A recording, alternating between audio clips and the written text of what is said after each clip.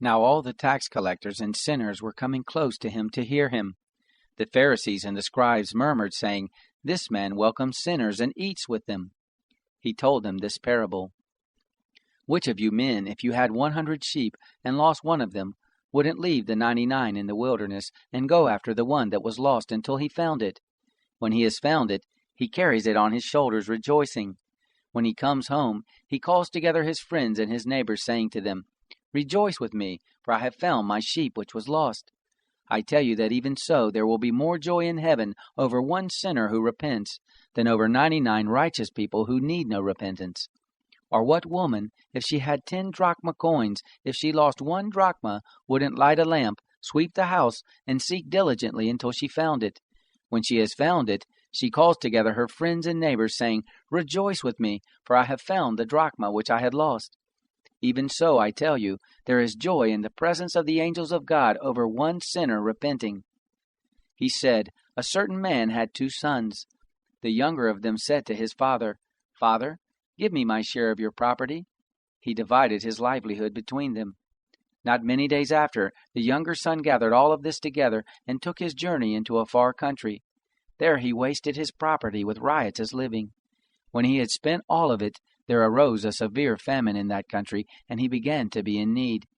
He went and joined himself to one of the citizens of that country, and he sent him into his fields to feed pigs. He wanted to fill his belly with the husk that the pigs ate, but no one gave him any. When he came to himself, he said, 'How many hired servants of my father's have bread enough to spare, and I'm dying with hunger? I will get up and go to my father and will tell him, Father, I have sinned against heaven and in your sight.